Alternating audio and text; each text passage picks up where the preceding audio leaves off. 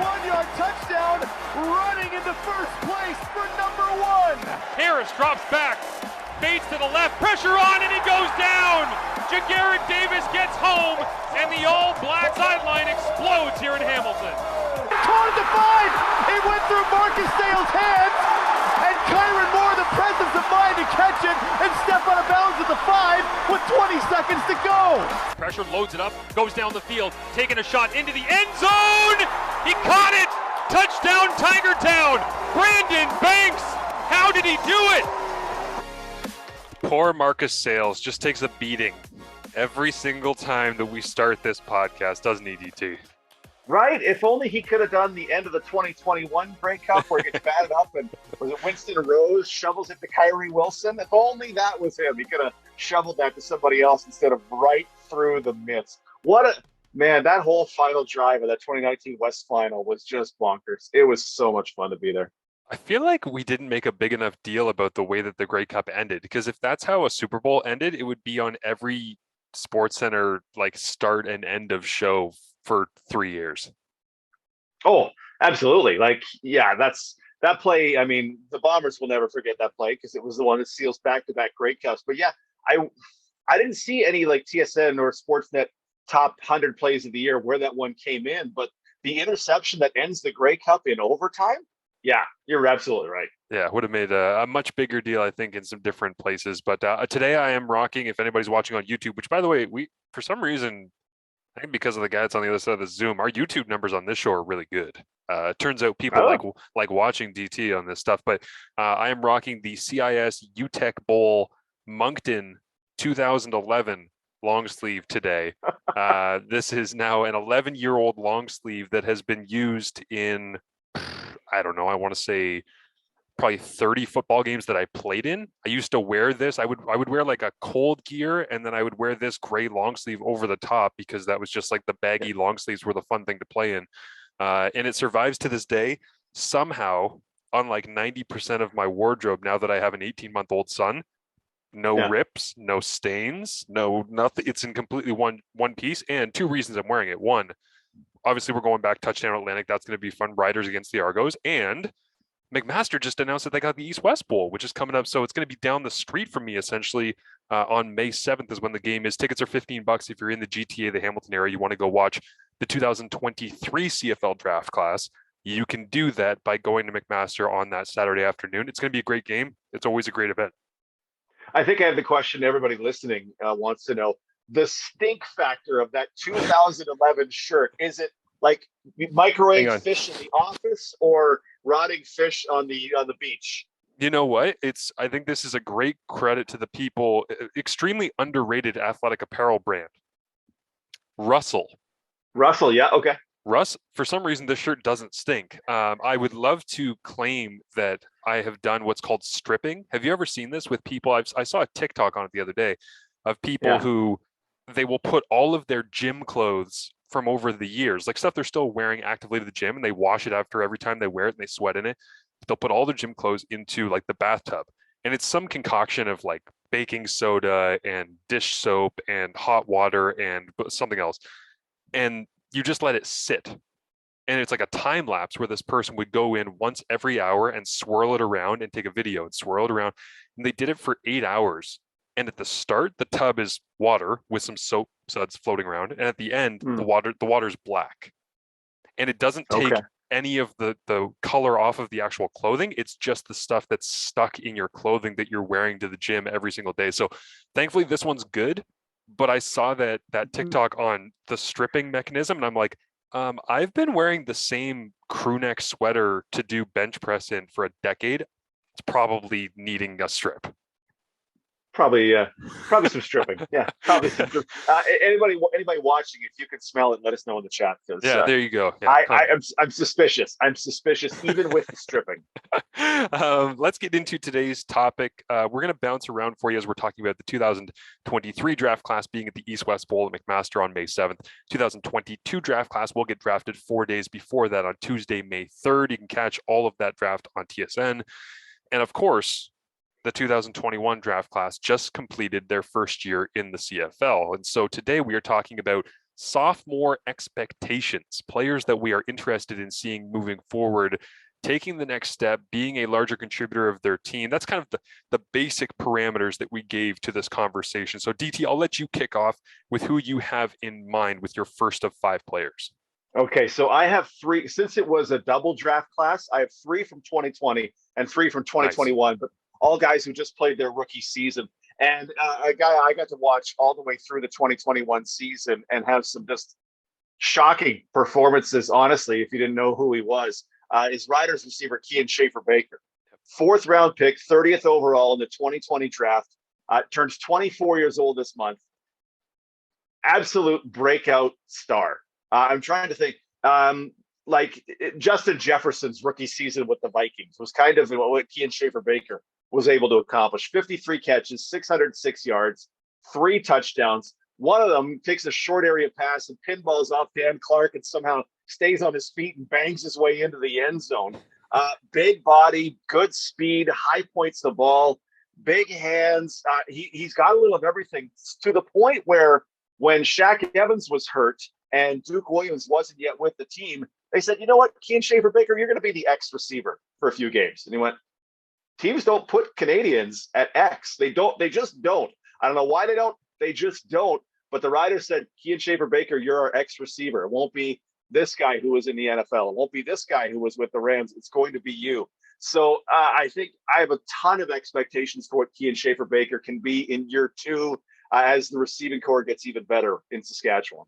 Yeah, I like that one. And I actually, in the mock draft that's up on CFL.ca as of today, I decided to give Saskatchewan a receiver in the mock. And the reason for that is I thought, well, they lost Braden Lenius, obviously, to the Atlanta Falcons.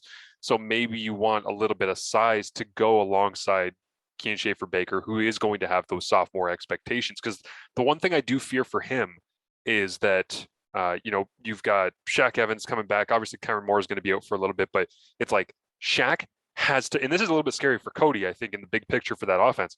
It's like Shaq has to produce. He needs a better year. Last year was not who he is. Kyron Moore, when he comes back, can you come back off that injury and be the player we remember you as? Kian Schaffer-Baker, we have these great memories of you, like those one-off plays. Can you do that every week? Can you be a major contributor? It's like all of these receivers have this like pressure point of you better be good and you better be good. You better be good. And it's like, okay, it's got to be the sum of the parts. It can't be attack and destroy every single individual receiver for not being 8 catches, 140 yards, and 2 touchdowns every game, because that's not going to happen.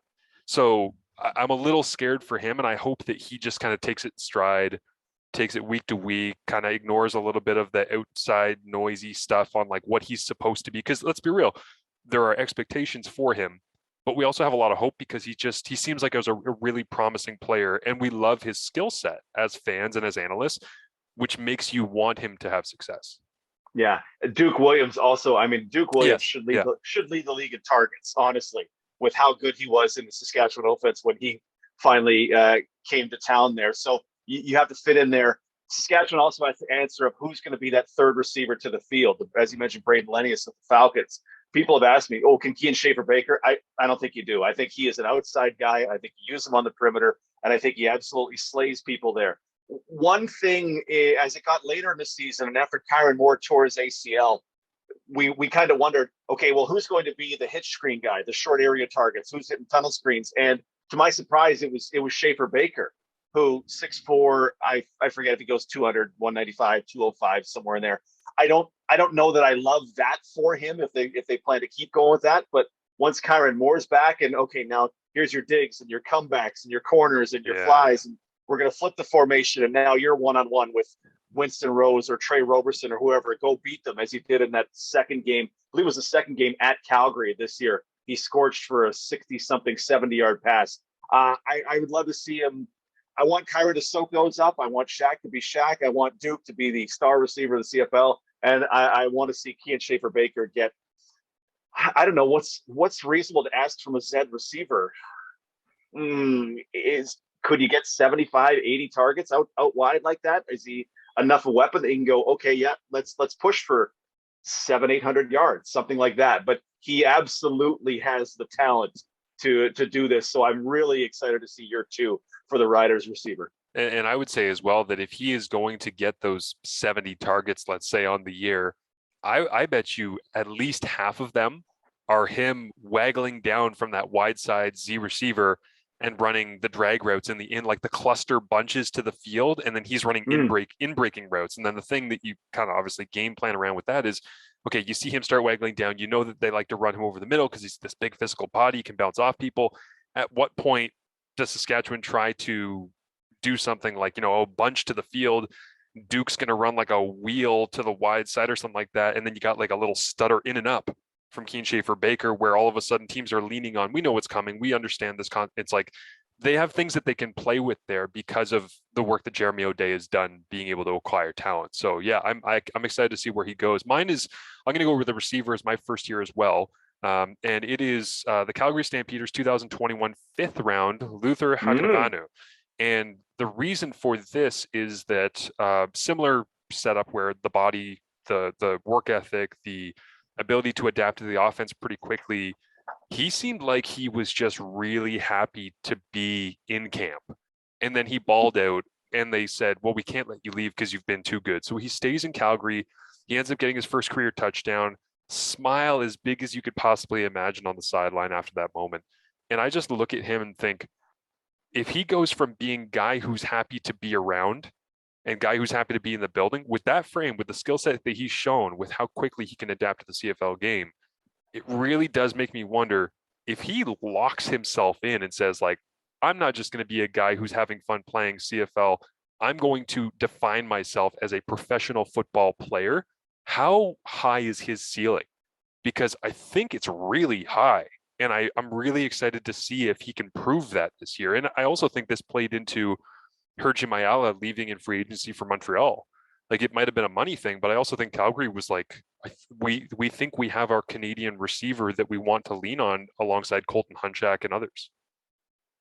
Hakanavanu, 11 targets, 10 catches, 216 yards, 21.6 yards per catch. So I assume there's one big one. Spoiling that, his one not catch was a drop by our count, but the among 10 or more targets in the CFL, the league leader in yards per catch with a Milt Siegel like 21.6. It's bonkers. I was surprised ultimately in free agency that Hagerty Mayala got away from Calgary, that they let him get away, or he got away from Calgary. But what you say makes a ton of sense, because Mayala was what was he, 8th overall, like first round?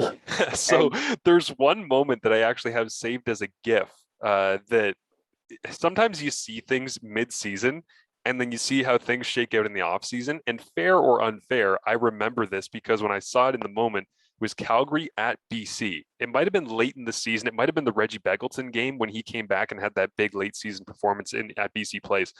But Hagerty Mayala goes offside.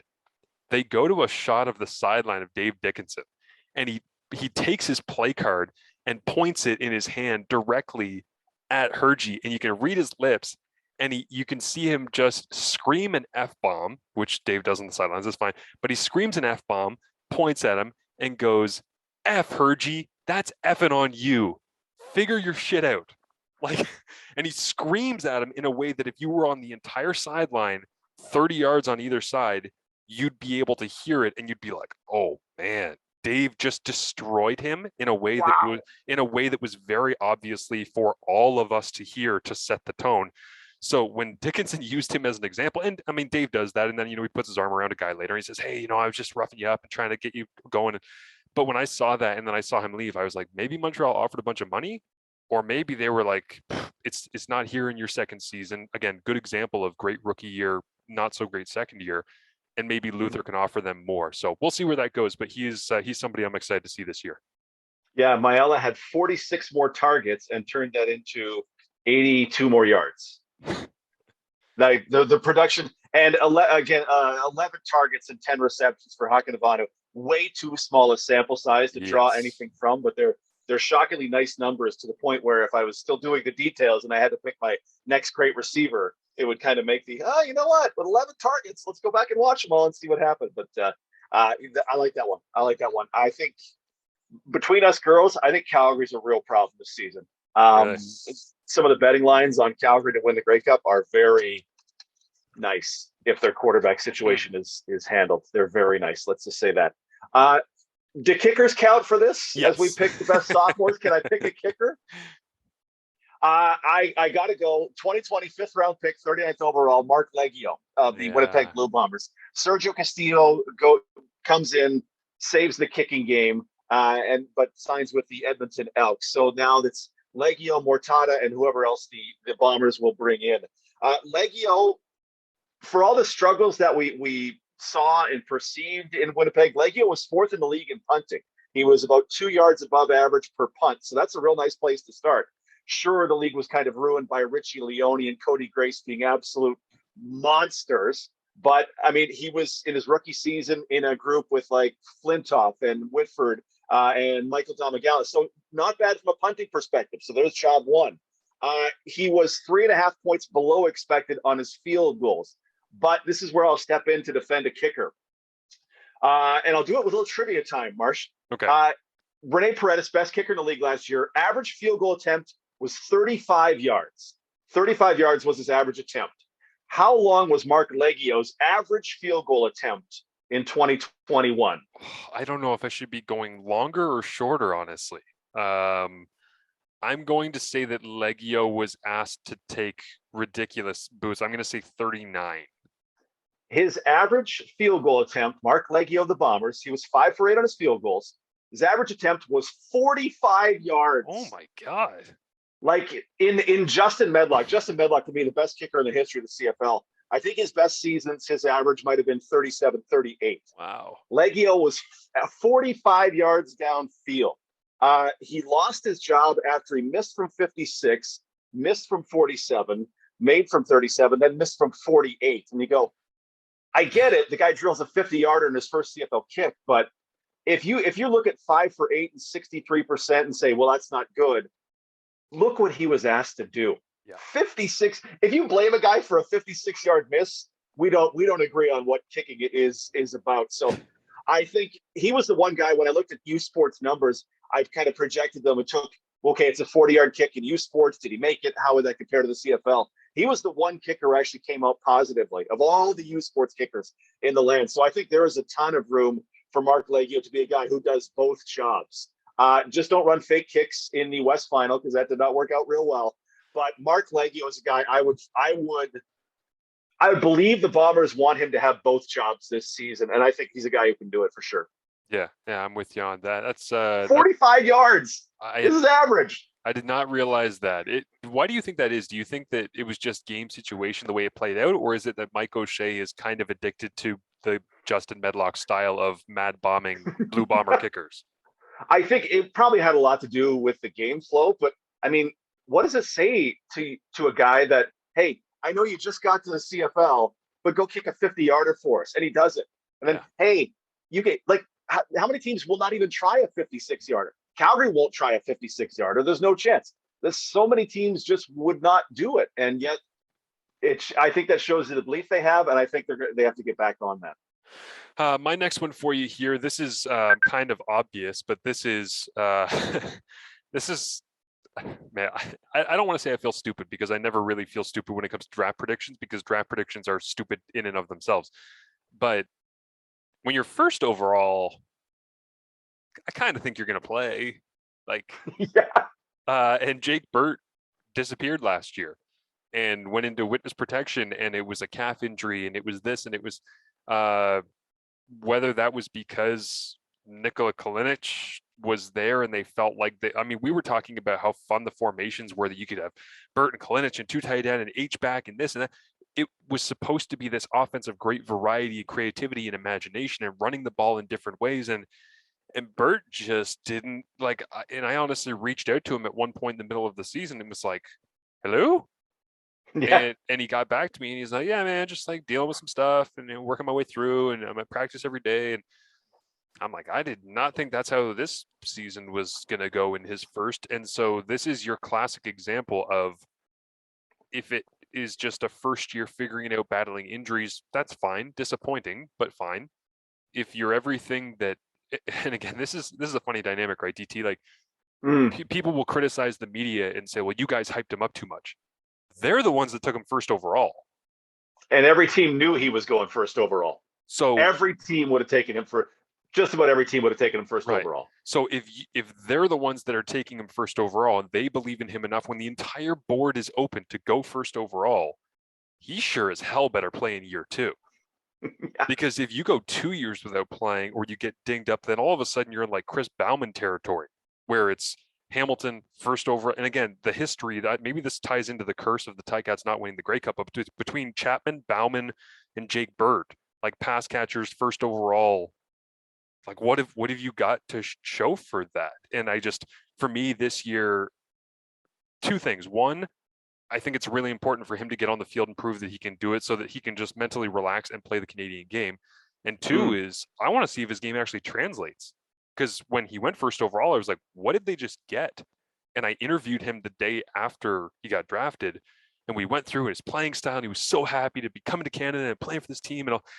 And then it just nothing came of it. And I'm like, we still don't have any answers as to what that pick was in 2021. And here we are in 22. And it's like, okay, it's time to go. It's time to go. Let's see what this is about.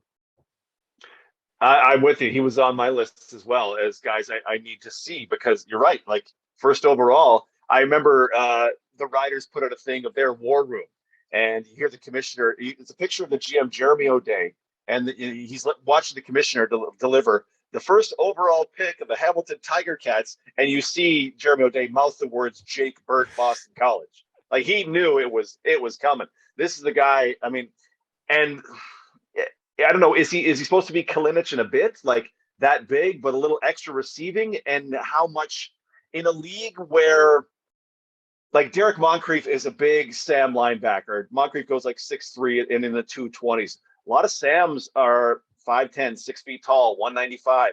If you could have a legit 240, 50-pound receiving weapon down the field, you now exploit this mismatch of essentially 6 defensive backs, right? You could really work that. And oh, by the way, if he can work a Will linebacker as well, because he's bigger than a Kyrie Wilson or a Micah Tights or a Cam Judge. Oh, okay. This could be a real thing. The anticipation, I'm super excited to see what it might look like. And we got none of it. Yeah. None. And I just pulled up Kalinic's numbers. 15 targets for Kalinic in 14 regular season plus 2 playoff games. Is their offense waiting for something more? Jake Burt absolutely is a guy I hope to see day one, and I hope to see a bunch from, because like you, I'm fascinated to see how and if it can work. And the other, I think, thing kind of, rounding out the Jake Burt topic here is that they've moved on from Speedy. They've still got Braylon Addison. They're going to lean on Tim White a lot. They're likely going to lean on Stephen Dunbar a lot. But if you want to go with kind of like again, it's too soon to even say that he would be part of a 4 or 5 receiver mainstay rotation. But most teams, as you know, Derek, when you break it down, it's like your top receiver, which we would think is going to be Braylon Addison or Tim White, is going to get 15 to 20% of your targets in the passing game. If they each get that, what does that leave for everybody else? And it's like, well, Dunbar's going to get his 8 to 10%. And then it's like, okay, if Bird is in the mix, playing all the time, a consistent threat, it's not as though you're asking him to be on the receiving end or even on the target end of 25% of your pass targets. They need you to be involved on somewhere between 5 to 10% of those pass targets, but to be really productive when you get the ball. That's really what his role would be. And I'm like, I don't feel like that's too much to ask for a first overall pick that has NCAA Division I playing experience. Yeah, for sure. Can he be quite as dirty as Nikola Kalinic was? That'll be the thing. Well, I don't think that's possible. And like, trust me, there's a lot of things I like about Kalinic's game, but that was not one of them. Every week watching it, just cringing, being like, oh man, we did not need that. That did not need to be. Yeah. One of my great shames that I kind of carry with me from doing play-by-play for the Riders.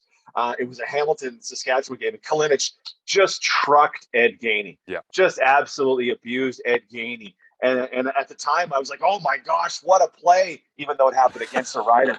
I went back and looked at it, and Kalinic just does him absolutely dirty on the ground. And I went, oh, no, I need to apologize to Ed, because I was celebrating what in the moment I thought was a clean, huge hit. Right. But, it was – I don't know if he speared him once he got was fined. down on the ground. No, so what happened was he got onto him. It was, I think, a quick screen out to the left-hand side. and Kalinic from either fullback or tight end got his hands on Gainey and basically like shoved him into the ground. And then as Gainey was face down on the ground, he like full extended and then dropped his head into the middle of Gainey's, between the 1 and the 1 on the Saskatchewan uniform, like straight into the middle of the spine. And he received a max fine for that, for spearing. And that was week 2 of the season. But that, honestly, that play right there was the moment that pissed off the Riders so much that led to the fight, that led to I'm trying to think, the Javon Santos Knox ejection, that led to what's the defensive? Jake Hardy got tossed out of that game. Braden Lennius got punched in the face. Like it was bad. That game was a disaster for the officiating crew, and it all stemmed from Saskatchewan the entire game wanting revenge for what happened between Kalinic and Gainey. I know that for a fact. Yeah. I've talked to people that were in the middle of that on the Riders sideline. So yeah, that's one that doesn't really need to be in the game. And honestly, that game would have been much smoother, more entertaining, seamless if it hadn't happened. So Jake, don't do that. No good. Just catch a bunch of passes. Just catch a bunch of passes. Just be a inside. Dude. Wham blocks and defensive ends that you're bigger than, and have at it. So I had, for my third one, I had Jake Burt plus Nelson Lacombo, because they were the top 2 picks in the 2021 draft. Lacombo, University of Saskatchewan, taken by the Riders, number 2 overall, was part of the Achilles 4 a couple days before the preseason. It's just, have you ever heard it ever? And we'll never see it again. But one day in Regina, all of a sudden 4 guys tore their Achilles. The NFL will have 9 in an entire season with 4 times as many teams. And the Riders had 4 in one just freaky day. Lacombo, President's Trophy winner from 2019. When we saw that draft pick and we went, okay, and they have Godfrey Onyeka. Oh, and they've taken some guys a little lower in the draft. Oh, they're fixing to go Canadian at probably at field corner. So there's a lot of excitement about Nelson Lacombo. And I mean, his brother plays in the league and his brother's a stud as well. And you go, oh, man, Nelson's not that big, but not as big, but might be better. And just having Canadians at skill positions just excites me, right? Field corner is different than boundary corner. I get it. But having Canadians in skill positions makes me very excited. So I by all accounts, Lacombo's recovery has gone well. Fully expect he's at training camp come May. The Riders still have Canadian depth in which to make it possible that they go Canadian at one of the back 6 spots. So alongside Jake Burt, Nelson Lacombo, the number 2 overall pick from 21, is a guy. It's not building on 2021, but I'm excited to see him in 2022. Yeah, that's good to hear that he's in good shape and recovery's going well, because I actually hadn't heard anything about that. So I'm hoping that we see him on the field too. I'm going to go defensive back with my next one as well. And this is just one that kind of came out of complete left field for me that I didn't see coming, even though, I covered the draft. Late round pick. I don't know if anybody remembers how late this guy actually went, if you're an Argonauts fan. Out of the University of Saskatchewan, 47th overall, Josh Hagerty. Mm-hmm. Joshua Hagerty ends up going in the 6th round for the Argonauts. And all of a sudden, pretty quickly in the season, you're seeing these long blonde locks running around wearing number 27. You're like, the hell is that? And you're like, oh, that's Joshua Hagerty. He was in the 6th round. What's he doing out there? You're like, what? There's all, because we made a big deal about the Argonauts defense where it's like these freaks on the defensive line. They got all these names. And then at linebacker, it's Judge and it's Muamba. And you got all these like American defensive backs. And then all of a sudden Hagerty's just running around and he's like calling the shots on the back end and communicating with just this smorgasbord of names and talent and veterans and Canadians and all-stars. And I'm like, oh my God, that's a lot of responsibility. And I thought he handled it pretty well. It wasn't though he was a complete liability. There's been a lot of ratio talk lately about, I don't want to watch a Canadian get beat by an American because it's just bad for the league. That dude was a 6th round pick. He went out there. He didn't look out of place most of the time. He wasn't being circled by the other team and saying, let's run corner posts and get to this free safety because he's clueless out there, which, to be honest, similar body type, different year in the draft. Jordan Hoover, when he came out of Waterloo, regional combine guy, goes to Edmonton. I called games on radio where the Ticats very obviously were doing anything and everything they possibly could to find Jordan Hoover on the field. And I like Jordan Hoover. I think his game's pretty good, but he couldn't cover Speedy B, and the Ticats knew it. And so they just went after him. And I didn't see a whole lot of that with Hagerty. So the reason I bring him up is not necessarily that I have huge expectations. I just want to see if it was a flash in the pan. Was that a roster decision? Because I don't know what we do there. We got ratio issues. Maybe let's just put this kid in. He seemed like he handled all of that craziness pretty seamlessly, and I want to see if he can do it again. Yeah, Toronto, I wonder where they're going to go with their Canadians, right? Because Judge gone, Mwamba's still there. Yeah. Who do they take? They have Hoyt and Kassar from the drafts. Yes. That they can try and work in there. I wonder where they'll go with their Canadians. But yeah, we're all in Saskatchewan, always rooting for Saskatchewan kids. Whichever Saskatchewan school, it was great. I'm curious how much you were envious of those locks because they flow. Yeah. They flow. Yeah, and the fact that, and this is what's kind of cool, is like sometimes you see guys that can pull it off on game day. He pulls it off all the time. Like going in and out of the stadium and stuff. It's not like one of those guys that is like up in the man bun and doing it all the time. It's like, no, this is just my hair. This is the way it is. And it's such a great look for football. Although obviously we know the rules are that your hair is part of your uniform. So a little dangerous, but yeah, I'm curious to see because it feels like we saw a lot more teams going American at safety. Yeah. BC kind of did it from the start. Saskatchewan went to it after Mike Adam got injured. They moved Purefoy over. Calgary did it for a spell, I think, with both Dozier and Wall. I'd have to go back and triple check that. I'm curious if safety is becoming an American position or if that's just hey, actually, you know what? There's a surplus of pretty good Canadian linebackers in the league right now. So I'm curious to see what 2022 brings us on that front. Mm-hmm. Yeah, absolutely. So we have Burton, we have the combo, we have Hagerty. My number 4, and Toronto for me wasn't the best offensive line I ever saw. They were fine. I thought they lose Sean McEwen. Sean McEwen goes to Calgary, and I kind of wonder what's to come for him. And I mean, in 11 games, 7 at center and 4 at guard, Peter DeCastro, yep, was pretty good. Yeah, I didn't really have any complaints about it. McEwen to me I thought McEwen in Calgary was fantastic, like he was in Toronto.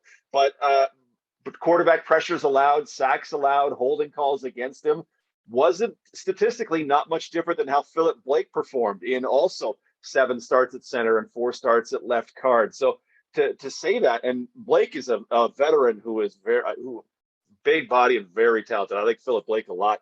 To get that from a rookie, I like that, and I'm excited to see where that goes. Toronto's got to do some stuff at the tackles. They let Campbell go from right tackle, and left tackle was a real problem for them all season long. But I think for a first round 7th overall pick, Peter DeCastro fared real well in Toronto, and I like that for 2022. That was a home run. Like honestly, their draft room, and I know Vince Magri pretty well because he played offensive line at McMaster as a 5th year when I was a rookie at Mac. So we'd always kind of been aware of each other and whatnot. And I remember, I think I texted him the day after they made that pick, and I was like, I mean, yeah, there was like, Tyler Packer, and there was Logan Bandy, and like that Dino's offensive line in 2021's draft. There was 3 or 4 guys that all looked like they were legit pro prospects. And I remember Vince just saying, the more that we looked at that group, it was clear to us that, yeah, they're all big bodies and yeah, they can all block, but the athleticism of DeCastro and his sense for the game and when and where to go and how to pass off switches and double teaming people and getting to the second, all these things you look for in offensive linemen, he was so superior to everybody, which is, I don't want to say ironic, but so much of the conversation was Logan. It's kind of like Noah Zare this year. There to Saskatchewan, right? The whole conversation is he's here. Everybody else is down here. And it was at the start of last year. It was like Logan Bandy is here, and whatever else is in the draft is down here when it comes to linemen. Well, Noah Zare after the combine has kind of come back to the field. And if you look at the process of what happened to Logan Bandy, it's not as though he dropped off and he was terrible, but he certainly slid a little bit. And then DeCastro was like, and jumped him and got into that spot. And Toronto got the perfect guy that they wanted, and he's shown out well for them. So whether or not in free agency he goes back to Calgary in a couple of years, we'll see, because that seems to be a lot of a trend. And I'm sure that playing alongside Sean McEwen would be an interesting pairing for the Stampeders to endeavor after. But yeah, he was a home run for them. They were really happy with it, and he might have even exceeded their expectations, and they had high expectations for him. Mm-hmm. Yeah, no, I think that I was surprised how well it worked out for Toronto. at the center spot, because Sean McEwen is been a good one for some time. So yeah, no, props to Peter Nicastro. I had no idea what to expect, and I come out of 2021 pretty impressed. Well, and this is the thing too, like going into this season, we're talking about the offensive line for the Toronto Argonauts. Doesn't Andrew Harris make them look better than they are at times with some of your numbers, or is that going to be called into question because Andrew Harris is aging, and we'll see where it kind of goes from there? Like the yards before contact that you do such a great job being able to track, like Winnipeg's offensive line was so good at moving bodies. And I remember your stat on James Wilder Jr. when he was in Toronto getting destroyed before he ever got to the line of scrimmage. And again, that's a different era of Argo's offensive line, but that does make me wonder, how do we perceive Nicastro and company based on the fact that Andrew Harris is now your running back in Toronto? Yeah, where are we? Toronto, but it run plays only. Toronto last season, first in yards before contact for its running backs. So wow. That's pretty good. They were Yes. The running backs then were 9th in yards after contact, so leaving them to 5th in yards per rush. Oh, pardon me, running backs only, yards before contact 3rd at 2.3. So that's not far behind Montreal. That's a nice number. It's a nice place to be. That is nice. Working the pass blocking will be the thing for them in 2022. By the way, I saw a video of Chad Kelly, who makes his 2nd appearance here in a row on the breakdown, because last week we talked about Chad Kelly tweeting out the old Argos logo. I saw a video. Are you still mad about that? Are you still angry? I've simmered. But I saw Chad Kelly. I love his enthusiasm, and I don't want to be like the urinator on all things positivity. But I saw Chad Kelly doing the footwork drill and dancing his way through some cones and stuff, and he's like, Argos, let's go, like I'm Mr. Worldwide, I'm Mr. And I'm like, I love that excitement, I love that enthusiasm. But there was a part of me that saw his body composition as he's working out shirtless, and I was like, oh, that leaves something to be desired. I was like, no. And I'm not here to body shame, okay? I'm doing my job as a football analyst, and I'm like, I want Chad Kelly to have all the success in the world, but while we're talking about Argos and pass protecting and where they go from here with McLeod or with Chad Kelly and all, I'm like, I hope that dude comes in and he's in great shape. But there was certainly, like, my guttural reaction in that was when you see Dane Evans and Nick Arbuckle and those guys working out, check out those videos. They look a little bit different than Chad Kelly, who, again, bigger body naturally, like larger frame because he's a big NFL style guy that can move as well. But yeah, I felt guilty for body shaming as soon as I thought it, but there was a part of me that was like, I don't know if that's going to be, because this, the big body NFL style 6'4", 6'5" American quarterback that comes up and stands there like a pylon and doesn't move. I'd rather have VA than have that guy in the CFL. Coming to a TV near you in May, Marshall Ferguson, the urinator. Only on TSN. Either the urinator or just like a new version of the details where I just body shame. We could also do that. We'll see what Marshall Ferguson is pissed off about this week. Yeah, exactly. And again, totally hypocritical too, because my body is not great. My next one for you here is Ottawa first rounder linebacker out of Maine, Deshaun Stevens. And the reason that I bring this up is, again, talking about shaming, to kind of shame myself and to call attention back to this. The Ottawa Redblacks, we knew they needed to get some of these futures in-house, because Ottawa's done a pretty decent job, whether it be Alonzo Adai or in this spot, or I'm trying to think even some of the big name Eli Anku, that was the defensive tackle that I believe is still bouncing around down in Cleveland right now in the NFL as an Ottawa native. Like, they've taken a lot of guys that they kind of hope will come up, and they probably will with their territorial pick this year as well with Jesse Lukita out of Penn State. But I'm like, at some point, one or more of these guys has got to come up and make an impact. And I thought, because of the way that he was talking on social media last year, he went into the transfer portal from Maine, and there was some discussion that he might have just gone into the transfer portal, and if he didn't get what he liked, he was going to come to the CFL. Like, he was going to come last year and be a part of it. Him or his agent might have looked at Ottawa's situation overall and been like, that can probably wait a year. Why don't you take a year to kind of like work on you and your... So he ends up going to West Virginia, and then now he's on his way out. And I hope he shows up. I hope he's under contract. I hope he gets a chance to play at a high level. It's just, I really liked getting to learn about him, understand him better through the draft process last year around this time.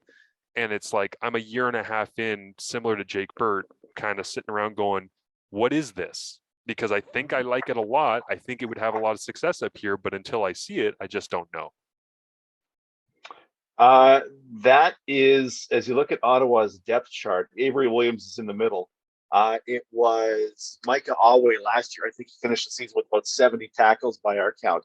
A Canadian guy who could plop into that spot would probably immediately get those 70 tackles and would go, oh, okay.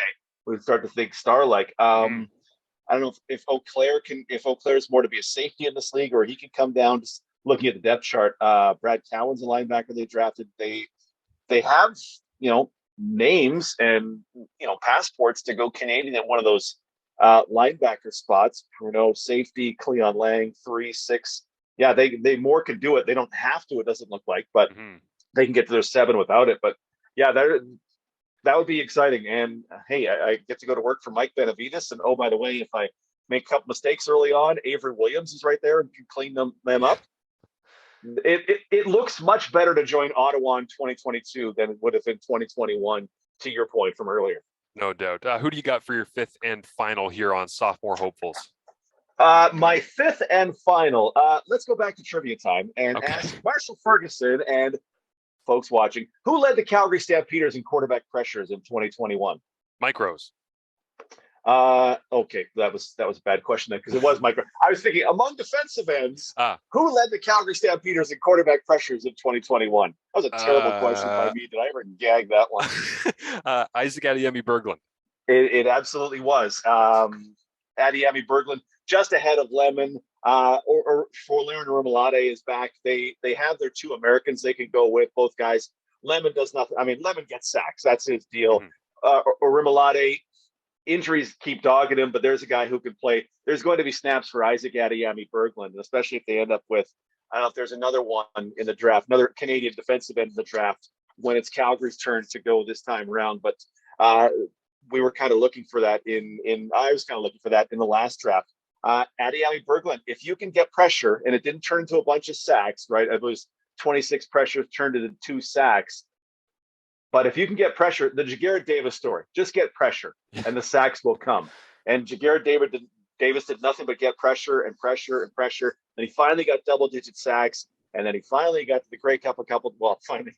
He keeps going to the Grey Cup every time because he keeps getting after quarterbacks. He finally gets a big deal in Toronto as well. He gets to go play there.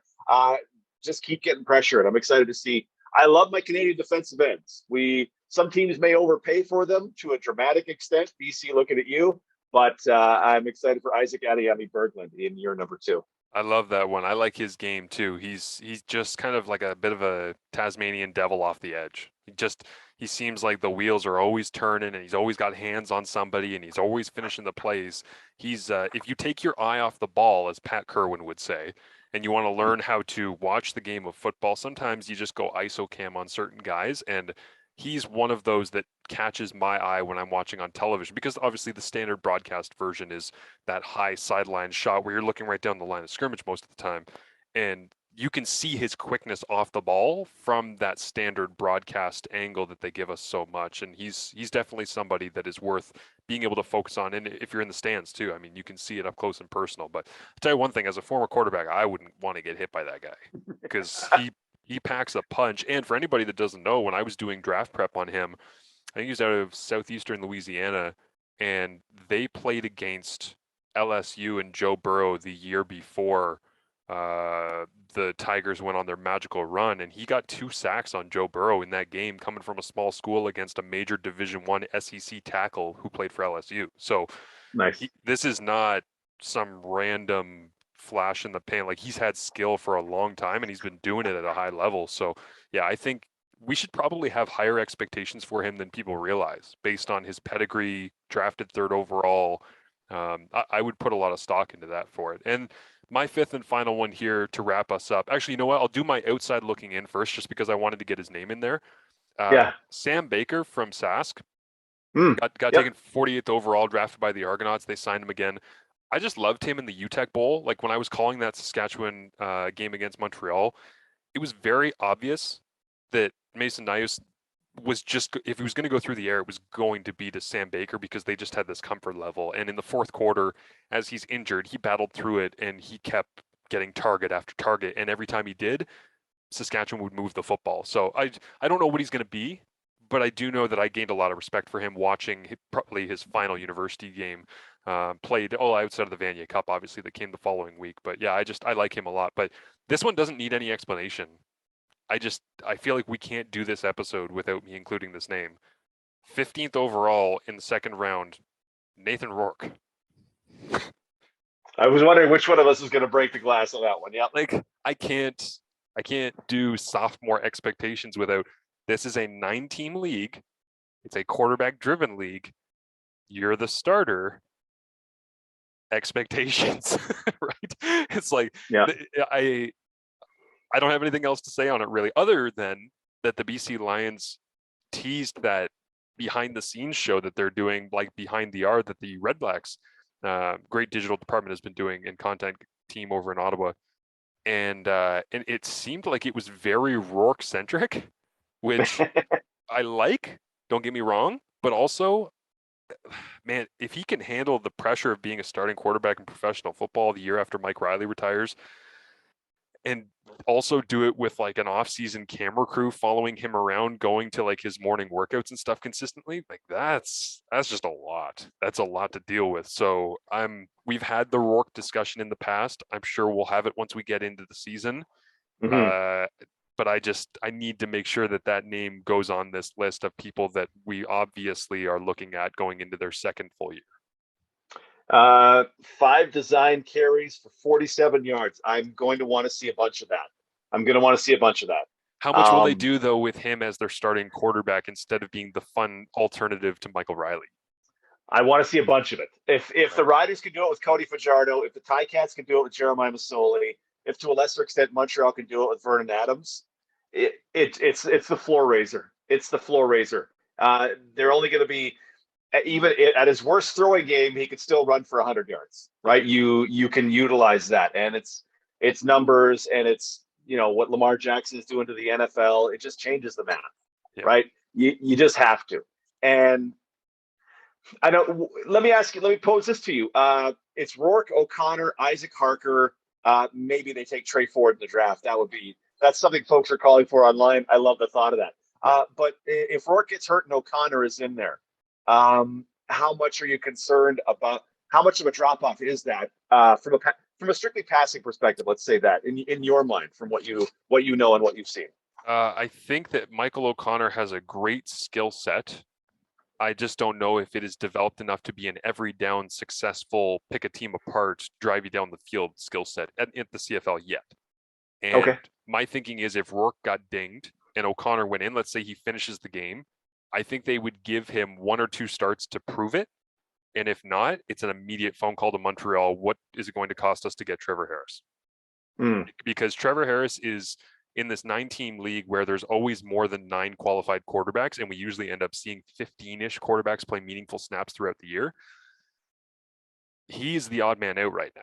He's the one who signs in Montreal and is just sitting there. And obviously he's going in this year thinking, I'm going to be the starter. I want to battle with VA during training camp. And, I welcome this and I understand the process. But I also think he'll never say it. There's a large part of Trevor Harris that's sitting there going, who gets hurt and when do they call? And I think his job is to raise his value to a high enough level where, it could get even crazier too, in terms of odd man out. If for some reason JT Barrett goes into Edmonton, blows everybody away, becomes the starting quarterback, and Nick Arbuckle's on the outs, it's like, okay, now BC's got their pick. Is it Trevor Harris or is it Nick Arbuckle that you're giving a call? And then the trade value, I assume Arbuckle would come cheaper at this point, bouncing around the way he has, than Trevor Harris would come, because what you're getting in Trevor. I don't think people really trust what they're getting in Nick just because they haven't seen him play enough over the last couple of years.